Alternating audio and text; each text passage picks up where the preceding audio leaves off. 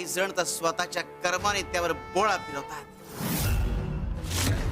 म्हणून भाग्य कायम जपून हाताळावा. भाग्य लबाडालाही हुलकावणी देतं आणि भोळ्या व्यक्तीलाही.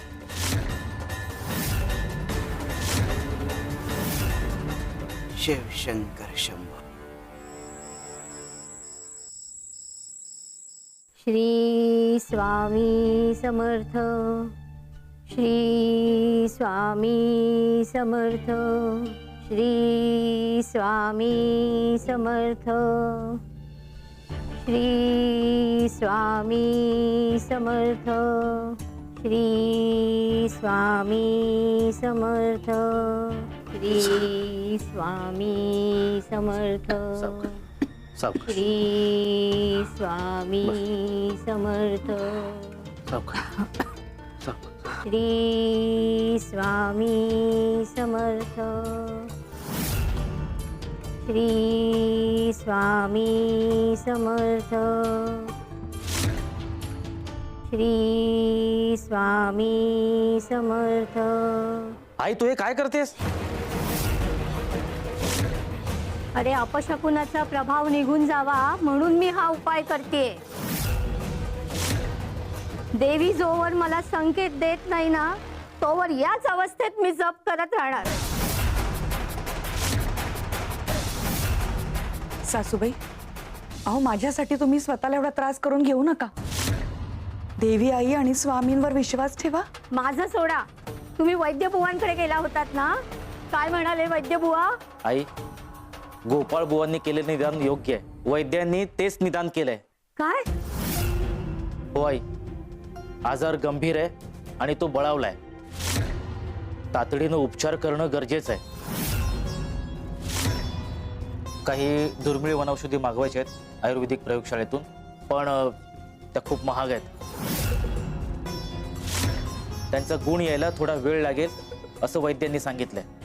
पण वैद्यबुवा हेही म्हणालेत की सोलापूरच्या नामांकित वैद्यांशी बोलून काही परदेशी औषधं मागवावी लागतील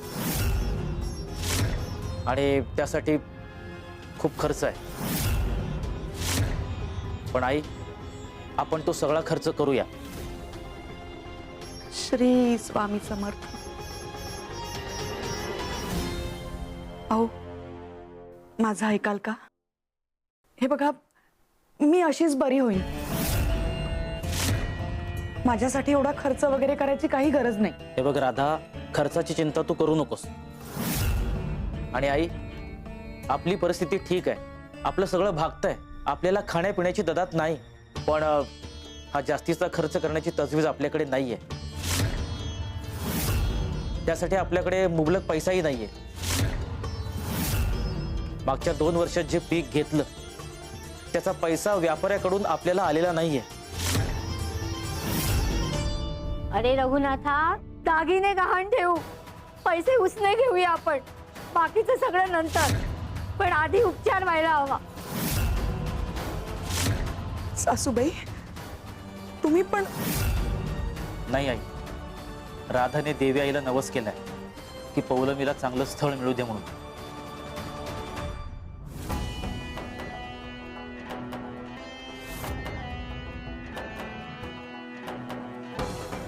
आता देवीला चढवलेले दागिने आपण गहाण ठेवू शकत नाही.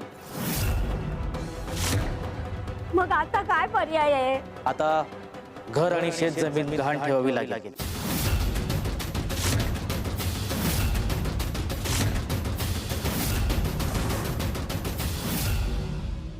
भाग्यात चढ उतार आले की माणूस भांबावतो आणि भांबावलेल्या मनस्थितीत असे काही निर्णय घेतो ज्याने आयुष्याला एक वेगळं वळण मिळतं.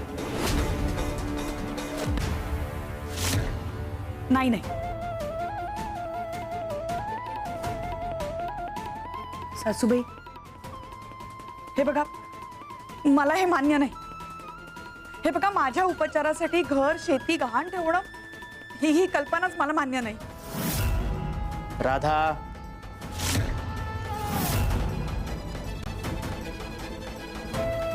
अगं पण राधा, आता आपल्याकडे दुसरा पर्याय नाहीये. तुझं आरोग्य आधी, बाकी सगळं नंतर. अगं उपचार होणं महत्वाचं. माणूस जगला की कर्ज, शेती, घर सगळं फेडून सोडवता येतं. नाही नाही, असं काही करायचं नाही. हे बघा, माझी शपथ आहे तुम्हाला. राधा, तू शपथ मागे घे आधी. नाही, मी शपथ मागे घेणार नाही. माझी शपथ आहे तुला. हे बघ राधा, थोडा विचार कर. तातडीनं उपचार करणं गरजेचं आहे. त्यासाठी आपल्याकडे दुसरा पर्याय नाहीये. हे बघ, आपल्याला पौलमीच्या लग्नाची तयारी करायची आहे ना, त्यासाठी तू धडधाकट असणं गरजेचं आहे. तू शपथ मागे घे बघू आधी.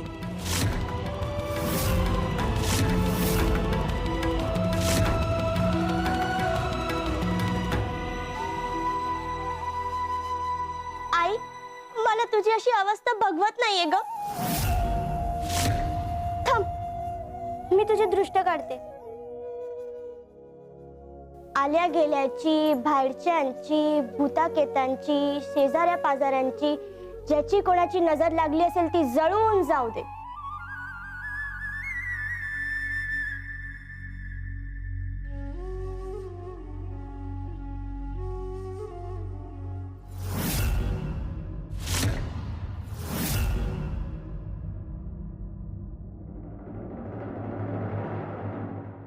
अगं बाळा, माझी दृष्ट कशाला काढलीस? लहानपणी मी आजारी पडले तर तू असंच करायचीस ना आई. आज मी करते तुझ्यासाठी.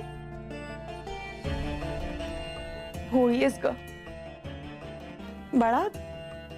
लहान मुलांचा आजारपण असतं ना, ते वेगळं. आणि मोठ्या माणसांना गंभीर आजार होतो ना, तो वेगळा. पण दृष्ट काढणं महत्वाचं आहे आई. तुमच्या सगळ्यांचं हे प्रेमच मला बरं व्हायला ताकद देणार आहे.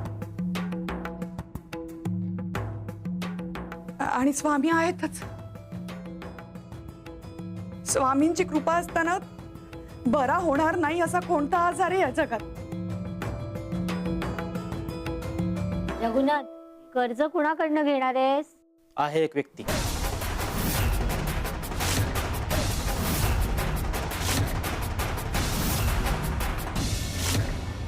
श्री स्वामी समर्थ. श्री स्वामी समर्थ. श्री स्वामी समर्थ. श्री स्वामी समर्थ.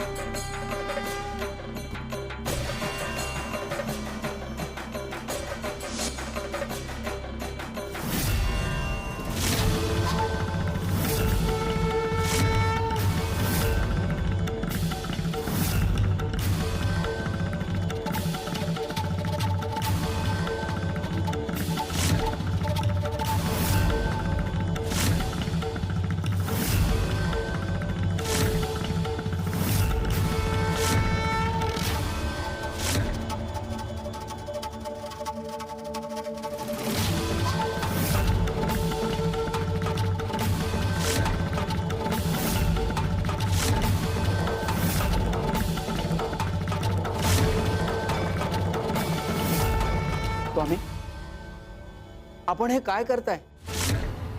हा कोणता खेळ घडवून आणताय? नारळ फुटण्यापासून वाचवतोय. नारळ स्वतःला दगडावर आपटून फोडून फिरा निघालाय. गोपाळ बुवा, कधी कधी स्वामींच्या बोलण्याचा संदर्भ आपल्याला त्यावेळेला समजत नाही, पण आज ना उद्या आपल्याला संदर्भ कळेल. आपण वाट पाहूया.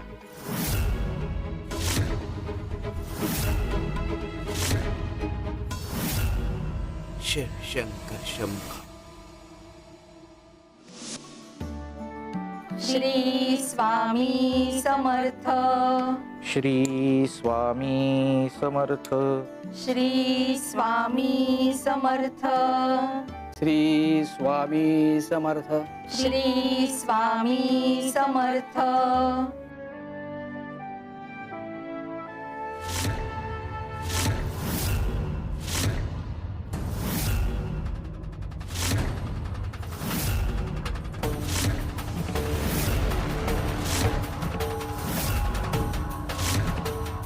काय झालं?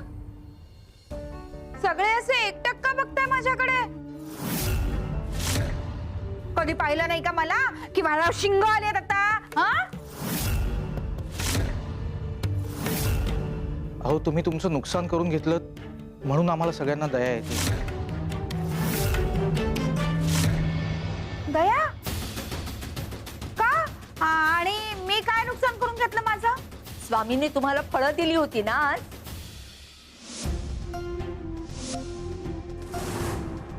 जा ही फळं खोलीत जाऊन खा, आराम कर, बरं वाटेल. अहो त्याच फळांमध्ये स्वामींनी सोन्याची नाणी ठेवली होती. आमच्या आग्रहाखातर तुम्हाला धनप्राप्ती व्हावी ना, म्हणून स्वामींनी तसं केलं होतं.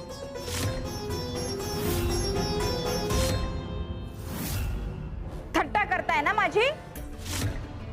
फळांमध्ये नाणी होती म्हणे. थट्टा करायला मीच भेटले का तुम्हाला? हा?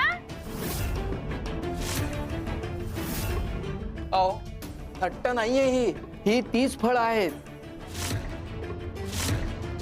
नाही नाही गोपाळ बुवा, अहो ही ती फळं नाही. अहो कपिलाताई असं काय करताय? ही फळं मी व्यंकटकडून विकत घेतली.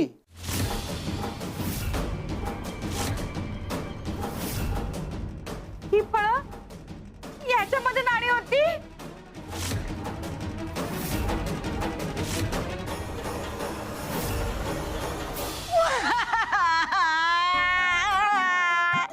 स्वामी, तुम्ही नेहमी असं करता. नाणी सरळ माझ्या हातात द्यायची होतीत ना.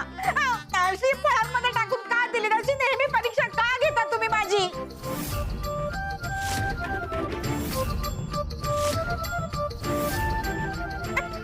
कपिले, आम्ही दिलेली फळं तू विकलीस? तुझ्या दुर्दशेला, दुःखाला तू स्वतः जबाबदार आहेस.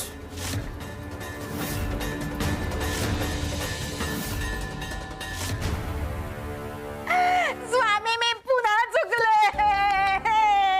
माझे नशीबच मला फुटकय. मी कुठून दुर्बुद्धी सुचली आणि ती फळं विकली मी. बुद्धीला स्वार्थाने ग्रासलंय म्हणून असं होत आहे. पुन्हा पुन्हा सांगतोय, बुद्धीला आणि मनाला नामस्मरणाशी गोडी लाव, त्याशिवाय तुझा उद्धार नाही. स्वामी, मला यातून बाहेर काढावं. माझं मन ना नेहमी विचलित होतं. तुम्ही सांगाल ना तसं मी आता करते. तुम्ही ध्यान कर म्हणालात ना, मी ध्यान नक्की करते.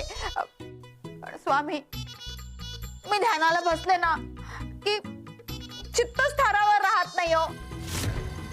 नामस्मरण सुरू केलं ना की माझ्या समोर ना महाल, पैसा, तिजोरी असं सगळं सगळं येत बसतं आणि मग माझं नामस्मरण होत नाही. अहो हेच तर ना कपिलाताई. अहो धनसंपत्तीचा मोह तुम्हाला अजून सुटलाच नाही, म्हणून हे असं होतंय. ध्यानाला बसलीस की तिजोरीचा विचार करायचा नाही. मग बघ तुझे प्रश्न कसे पटापट सुटतील.